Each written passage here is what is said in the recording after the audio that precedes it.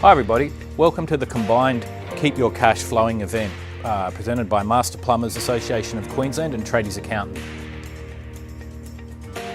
So my name's Bryn Harwood, I'm the partner of Tradies Accountant and I'm passionate about building relationships with business owners and learning more about their business. So how do we as a company help trade businesses? Implement systems and processes to improve the bookkeeping function, keep the compliance of the business at a high standard. We provide consulting advice to improve the position or value of the business, and we also specialise in the trade space. So what are we going to cover today? We're going to understand the profit and loss and how to improve your business, understanding the balance sheet and some of the key performance indicators or KPIs, budgeting and secrets to prepare a simple budget. So there's some of the elements we're going to cover in today's presentation. So why are you here? Hopefully you're here to learn how to improve your business, how to improve your cash flow, and how to understand your financial statements a little bit better than you currently do. So the first thing we want to start with today is mindset. If you're listening to the presentation, obviously you want to hope that you're in the right mindset.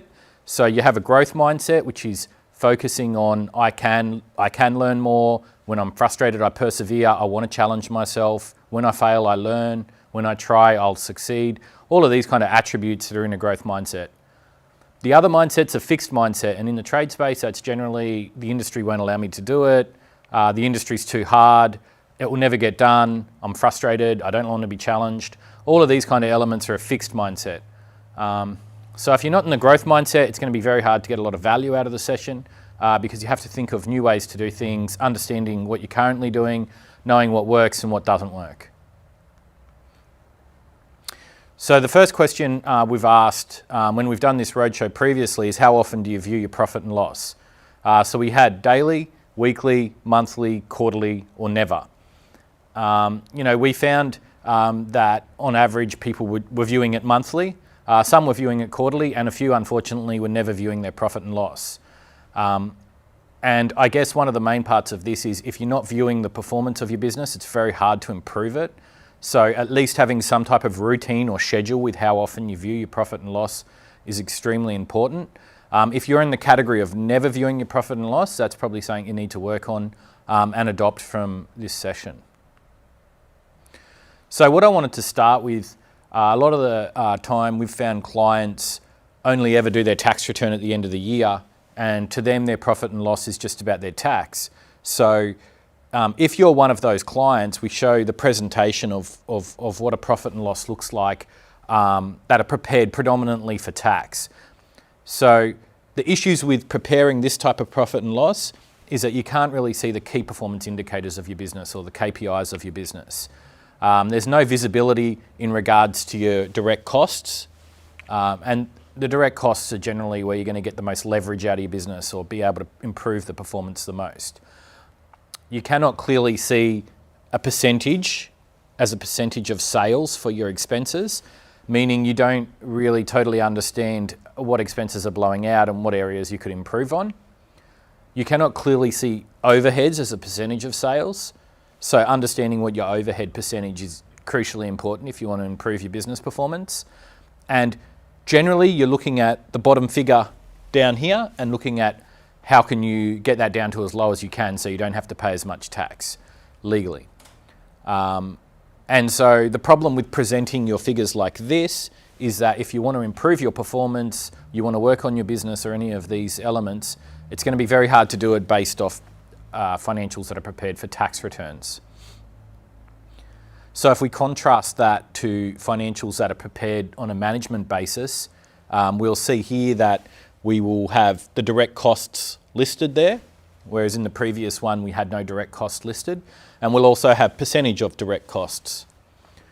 It's crucially important when you start to look at the percentage of your materials, your percentage of your contractors and labour, and then work out what your actual gross profit percentage of the business is. That's a key driver of the business. Some other elements that are going to be different in the way this is prepared is you're able to see your overhead expenses as a percentage of sales. So that means you'll be able to work out if your overhead percentage is larger than another business with a similar turnover, and if it is larger, why is it larger, and where are the areas you might be able to save money. Other elements of this is seeing the actual percentage of all of your expenses.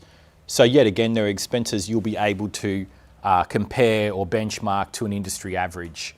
Some of those could be marketing, some of those could be wages of overheads, some of those could be software.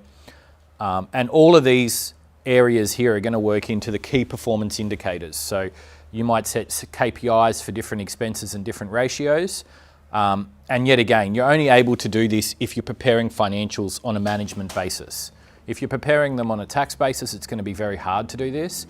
And making the changes here when we contrasted it back to the original one isn't that difficult. So it's not going to take a lot of work to get your financials prepared in that state there. So another question we asked was, why did you start your business? Was it for work-life balance, to make more money, or to be your own boss? We found that generally it was a 30-30 split between those. From asking clients the outcome of that, generally most clients didn't really achieve any of these three things on why they actually started their business. So it's important to understand why you've started your business and how your business is currently, and then trying to look at that gap there to how can we actually get back to why we started our business. When it's one of these three things, you want to try and achieve that goal. So the importance of reviewing that management profit and loss regularly is you can understand the actual performance of your business. So if you're running tax returns, very hard to know what the actual performance of your business is and what kind of profitability you're making from your business. You can identify areas of the business that need improvement. So if your material costs are too high as a percentage of sales, it might mean different procurement of materials. If your subcontract expenses are too high, it might mean you need to review your subcontractors. It might mean there's efficiency gaps there. But what this will do is enable you to find out what they are, and then you can dig deeper into it to see how you can improve it. It will help you develop strategies, as I've just stated, to improve the performance of your business. So we're not looking at how to reduce the tax, we're looking at how to improve the performance and essentially make more money and achieve one of those three goals that we discussed previously. And also it's a way of ensuring that you're fiscally conservative. If you're not reviewing your expenses regularly and you're not reviewing your profit and loss regularly, expenses can blow out, margins can drop, and then cash flow will suffer. So a lot of clients talk to me about cash flow. How do I improve my cash flow?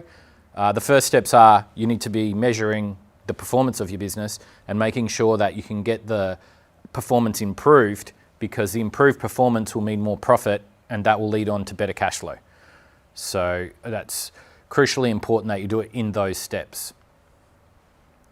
So what are some of the key metrics or key KPIs you should be considering if you're running a plumbing business or a trade business in particular? So your gross profit as a percentage is one that I'd highlighted previously.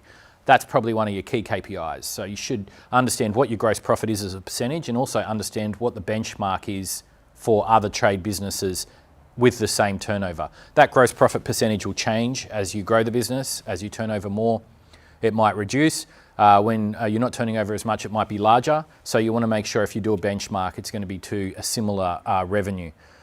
Material percentage, as we've already discussed, highly important that you're measuring it as a percentage. There might be different reasons why your material percentage may be higher, and it's understanding what those reasons are and then trying to reduce it back down to the benchmark. Also, wages as a percentage or contractors as a percentage, extremely important. Given most contractors, their two largest expenses are wages, direct costs, subcontractors. So that's generally going to be the largest expense you have. And then overheads as a percentage.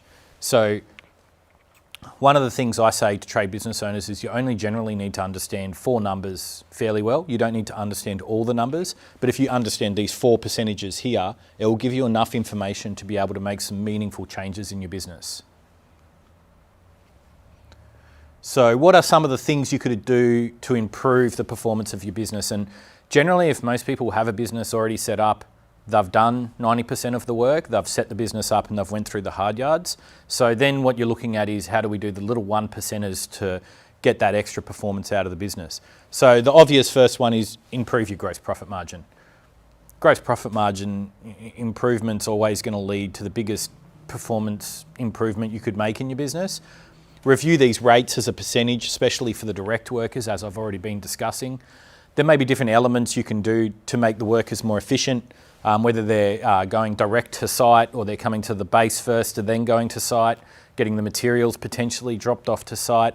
There are a range of different things you can do to improve this, tracking obviously the time and the labour component, giving them budgets for how long each job should take. So there are always going to be ways that you can improve it.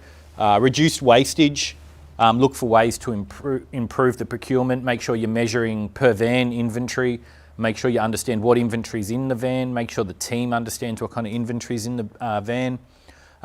Tracking that inventory, so obviously some of the inventory doesn't go missing, highly important. Regularly reviewing your charge out rates. The charge out rates you set when you start your business may be different to the charge out rates you have now 2 years later. So if you're not regularly reviewing the charge out rates, you might actually be undercharging for people that have already got pay rises. So increase the hourly rates. If the hourly rates are under, then you need to increase those hourly rates and look at the leverage within the team. What's realistic for your average charge out rates? Are you missing an apprentice, or do you need an extra labourer? Or how does that leverage in the team look, and how does that look in terms of increasing the rates overall? Look at maximising customer spend if you're doing residential work. So how can you get, if your average spend is $300 per client, how can you get that up to $1,000? Some of the ways to do that might be to look at some buy now, pay later softwares. I know Master Plumbers has some affiliations with some companies that do that. And that might mean that the client's able to spend $3,000 instead of $300 due to cash flow constraints. Use job costing software that will enable you to price some material markups more effective. While you're using good job costing software, you'll be able to look at your margins per every item, and then you'll be able to look at which items you can put up and which items you're making a good margin off currently. Reduce overhead expenditure. Obviously, as I said again, if you're tracking that, look at ways to get that overheads down. Measure ROI and every overhead expense. So that comes down to the fiscally conservative element that we discussed previously. And cut any expenses that aren't adding value to the business. So you have investments in your business and then you have expenses. So it's trying to work out which one's an investment and which one's an expense. Obviously, there are more ways to improve your business than that, but those are a few ways there that if you considered some of those elements and looked at that in your business, you'd be able to improve the performance. And once again, what we're saying with all this is if you improve the performance of your business, what that will generally lead to is better cash flow. So the presentation today is how to increase your cash flow. We discussed the profit and loss, and we've come up with a few elements and a few ways to improve your profit and loss. So the next question we asked people is how often did they review their balance sheet? This one we have never, rarely or often, and this one generally a lot of clients were falling into the never range. Never to rarely was probably the predominant answers, which really you should be viewing your balance sheet just as often as your profit and loss, probably combined. So why are the reasons to view your balance sheet? The balance sheet demonstrates the health of your business. So if you've got a balance sheet that's in negative asset territory, if your current ratios don't work, generally what that means is your business isn't very healthy. So some of the key metrics to understand, yet again, you don't need to understand every item on your balance sheet, but generally we want to look at some of the key areas. One of those is your current ratio, which is current assets over current liabilities. Some people might not totally understand what that means, and what I'd say to that is if you're talking to your accountant, you should be trying to understand what items are in your current assets and what items are in your current liabilities and what is that ratio. And if it's less than 1 to 1, you want to be understanding why it's less than 1 to 1 and how can we get back to 1 to 1. Also your net asset position, accounts receivable days and accounts payable days. So I'm going to cover some of these elements today to get a better understanding as well. So here we have your current ratio, which is current assets divided by current liabilities. This is a crucial metric because it shows the health of your business. So it's also important to remember if you're in Queensland and you're reporting to QBCC, a ratio below 1 to 1 means that you'll not pass a QBCC audit. If your liabilities are not correctly presented, then this number will look a lot worse than is actually the case. And that's why I said previously, you want to discuss this with your accountant to make sure that it's actually correct. If it's below 1-to-1, you really want to be looking at some strategies to get it back above 1-to-1. And generally, some strategies would include what we've already discussed in the previous section on the profit and loss. If you're profitable and if you're making profit every month, this should be above 1-to-1, or you should be able to work the business back up to 1-to-1 if it's not. And net asset position, it's probably quite simple metric really. It's all your assets minus your liabilities. So if your net asset position is below 1, that means yet again your business isn't very healthy. And that net asset position is also another test for QBCC if you're reporting to QBCC for a license. So accounts receivable days, what we're looking at here is how fast do we pull money into the business. So you want to get this metric worked out first. What is your accounts receivable days? How long does it take for money to be pulled into your business? And then you want to look at some strategies to improve this metric. Some strategies aren't always allowed, as you've got to conform to contracts. So you need to look at your contracts, but receiving deposits up front could be a good way to get money in the door. Receiving call-out fees before you go out to the client. I know some software now does that, so you can actually receive your call-out fee before you even attend premise. Review AR days regularly. If you're working with builders, review that per builder and have a look at how fast each builder is paying you. That will give you the ability to be able to work out whether you still want to work with that builder if they're not paying you as fast as you would like. And use technology to follow up on invoices. So if you don't have a big admin team in your office, you might want to set your technology up so that it automates and does a lot of the back-end processes for you. Accounts payable days. So just the opposite of accounts receivable days, we're looking at how fast money goes out the door. So the main things that you can do to improve your accounts payable days are look for suppliers that are going to have the best supply terms you can get, whether that's 30-day terms or longer. Use interest-free credit cards to increase payment dates. I know we've got the picture there with American Express that offers a 55-day payment term, but a lot of different cards will offer different incentives. Some of those ones, if they're 55 days and you already had 30 days, you're increasing it out to up to 80 days or more. And discuss payment cycles with your contractors. So try and dictate the terms as much as you can in terms of when money goes out of your business and when money comes into your business. The more you do this is a timing effect, but it will lead to better cash flow within the business. So the budget part is also what we wanted to talk about. And we've asked a question on who currently prepares budgets. Unfortunately, most people are over in this camp or no, they don't prepare budgets. A few clients have said that they do. So I'm not going to get too deep in the budget as such, but a few things that I would say with the budget is keep it simple. Work on your overheads as a fixed amount. So don't try and extrapolate every single expense and work it out exactly what it's going to be over the next 3 to 6 months. Maybe just work it out as a percentage and do it quite simply so you can have at least some planning if you've never done budgets before. Work out your liabilities as a monthly amount. So don't forget, if we're looking at cash flow, we have profit and loss, but then we also have liabilities, generally equipment, cars, utes, items like that, bank loans.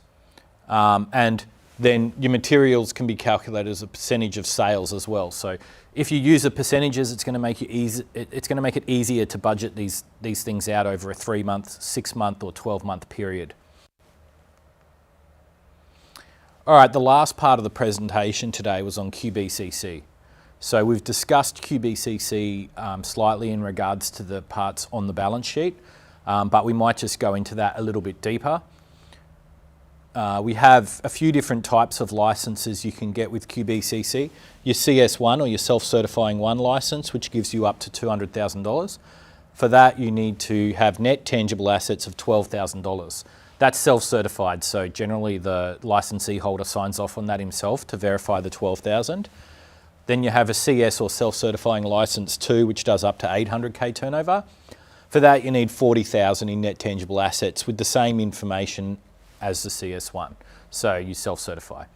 As we move up our turnover, we come over to Cat 1, Cat 2 and Cat 3. So generally when you're in a Category 1 to Category 3 license, you need to get an accountant to present the financial statements and you also need to do an MFR report. So there are minimum financial requirements is the MFR report. So when you're in one of these Cat 1 to Cat 2 to Cat 3, you have net tangible asset positions that are listed there. You'll be able to get more information on our website or on the QBCC website. But documents that are provided for an MFR is a profit and loss statement, your balance sheet, debtors and creditors, and a statement of cash flow. They may additionally ask for more information, bank statements, work in progress, trade and other payables. So generally you have an asset position and that entitles you to do a turnover position, and if that changes you have to notify the QBCC. So with assets, when we're working at our net tangible assets, there are assets that are not accepted. These are on the QBCC website as well. Furniture, units and trusts that are not listed, boats, ships, jet skis, any type of cryptocurrencies not accepted, collectible items, paintings, stamps, coins, superannuation benefit policies, and units in trusts that are not publicly listed. So when you work out your net tangible assets, you've got to take these items, if they're on your balance sheet, out of the test. Your accountant really needs to understand the plumbing industry quite well to be able to do some of these things, as it is becoming quite specialised. So incorrect reporting on your assets could have a big consequence in regards to QBCC. Well, what we have here is we're going to compare two plumbing businesses. We've got here the not so good plumbing business, and here, as I discussed previously, they've got their profit and loss set out in a way where we're just seeing the key metrics as percentages. So we don't need to see a list of all their overheads. We just have the overheads, and then we can work out the percentage of overheads. And what we notice with this business is the overheads went up quite significantly as the business grew revenue. So sometimes just growing revenue, if you're not measuring your margins, can be the wrong way to grow. Because as we can see in this example, the business, as it grew, it actually was making negative margins. So as their revenue increased, it wasn't they were making more profit, they were actually making losses. And if we compare this over to a picture of a good plumbing business, we can see yet again the same presentation in the way that the financials are presented. But the difference with this business and the previous business is, as the business grows, their margins are staying still or they're increasing slightly. So once they hit that right point of getting the right margin out of the business, then they were tapping more revenue into the business. So if you look at those two examples, what sticks out is, one, you've got to measure it properly, and two, you've got to focus on your margins. So if you want to have good cash flow, as I've stated already, you need to have good profit. Well, thank you for the presentation today. Obviously, myself presenting. If you need any information, go to our website or give us a call.